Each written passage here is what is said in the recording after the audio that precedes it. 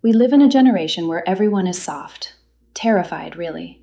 Terrified of being seen, exposed, judged. And that fear? It's my favorite currency. Everyone thinks what happens on the internet can't find them in real life. Well, I am that reckoning. I always found it crazy the kind of things people put on the internet when others know they are the ones putting it up. And it made me wonder what they were putting up when others didn't know they were the ones doing so. When I joined my university, I remember being told that I could drop whatever problem I had in the confession box or problem box. And if it was something the school could help rectify, then they would. It was a cute, school-run mental health confession system, and they kept saying that you didn't need to include your name because it was completely anonymous.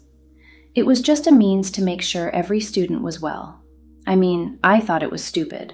But imagine my shock when my roommates told me that the so-called box wasn't a real box, but it was a website of some sort.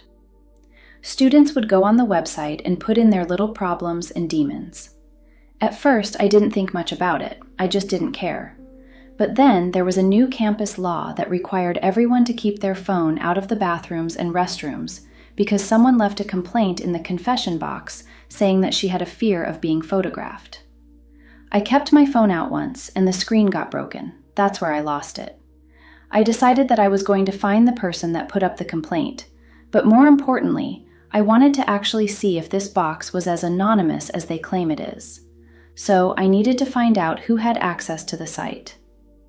We, the students, couldn't see the complaints and confessions, so I first had to find out who could. It was someone high up the food chain. When I figured that out, I stole the computer of one of them while he was in the school library. I paid someone to call him out real quick, and when he ran out to take a look at the so-called emergency, I used his laptop.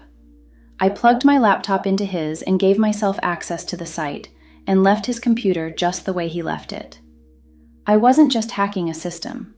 I was dissecting their delusions of safety. By the time I went back to the hostel, I was expecting to brute force my way through the code to get access, to hack my way through it all. But with access to the back end, I didn't need to do all that.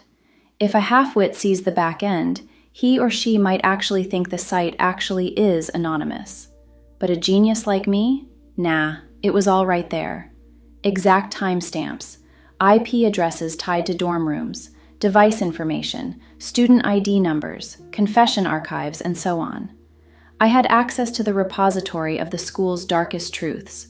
The question now was, how was I going to use them? Well, for starters, I locked every staff member out.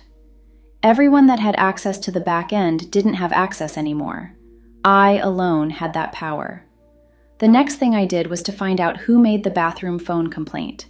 As it turned out, it was a girl who didn't want to risk anyone making a video of her masturbating. What did I do? I made a video of her doing just that. I mean, why can't she just do it in her room? Then I created an anonymous Twitter account and posted the video with a very ironic caption. I put up her post from the confession box and made sure to state that this was the real reason she didn't want phones in bathrooms.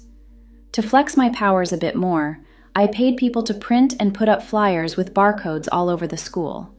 And when students scanned the code, it took them to my anonymous Twitter account. I found out our star athletes use drugs to compete, and I put it up. A lecturer and his student were having an affair, and I put it up. There were a lot of love confessions, and I put them all up so everyone knows who likes whom. A lecturer threatened to fail me once because I sighed and walked out of his class. He called me to his office to issue that threat, and I asked him if he was sure he wanted to do that. Then I looked at his assistant with a serious look. He was sleeping with her. And I didn't need to say it out loud, but he knew that I knew. I was wreaking havoc on the entire school, and no one knew it was me. I had my way with whatever I wanted. I even made the student president pay me because I found out he was sleeping with his stepmother. That was done under wraps, of course. He never saw me or met me. I was that good. And no, I was never caught. The school was never able to regain control of the site. They just asked students to stop posting on it.